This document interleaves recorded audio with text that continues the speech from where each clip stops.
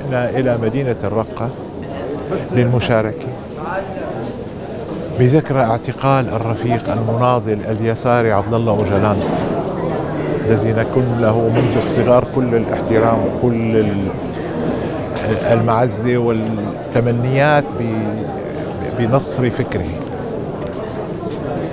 جئنا لنشارك، سررنا كثيرا بدعوتنا إلى هذا المهرجان الحاشد.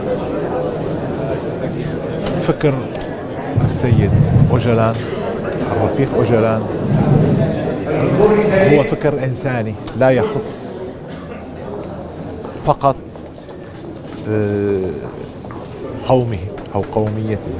فكر إنساني تكلم عن البشر، يدعو إلى التآخي بين كل العالم، بين كل الشعوب مهما كانت انتماءاتهم الطائفية والدينية والقومية.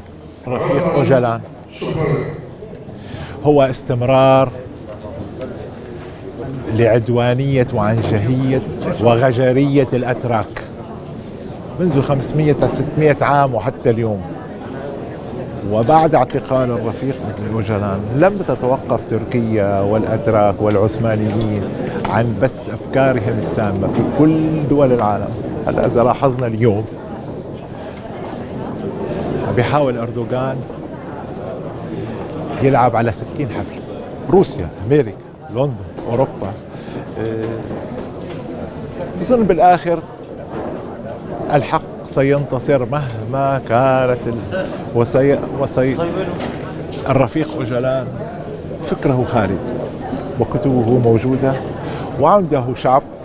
أرجو من أخوتي الأتراك المقيمين في سوريا وخارج حتى وخارج سوريا أن يلتزموا وأن يعملوا بما أوصى به الرفيق أوجلان. هنا على أرض الوطن اللي بيجمعنا فكر الفيلسوف والمفكر عبد الله أوجلان. ما تم طرحه من خلال صفحات كتبه يغني بأن يكون ما يجمعنا الإنسانية التي تهدف إلى احترام هذا الكيان، هذا النبض الذي يحركنا. فنحن هنا للوقوف والثبات، للوقوف بالثبات مع هذا الفكر الجميل الراقي الذي أرى أنا شخصيا أنه غني ويحتاج إلى إعادة قراءات جديدة بشخصيات جديدة فاعلة نخبوية تطرح الفكر بشكل موسع. هذا الضيق على هذا الفكر أو الخناق على هذا الفكر يمنع وصوله إلى كل المتلقين، وخصوصا الأخوة الأكراد.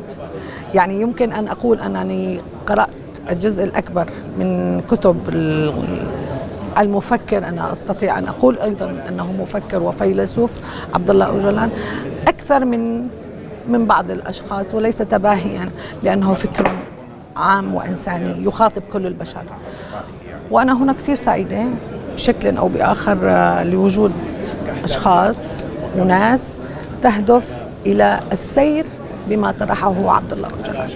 المنظمات الدولية ربما أنت لا تعرف ما هي خفاياها، وأنا أنصح بالابتعاد عنها. أنا وأنت منظمة طالما نحن تحت ما يقال سماء الوطن. لا أحتاج إلى منظمات دولية لكي أكون إنسانا، ولا أحتاج إلى محرك ليجعلني إنسانا. أحتاج إلى فكرة أتبناها لكي تعزز من إنسانيتي.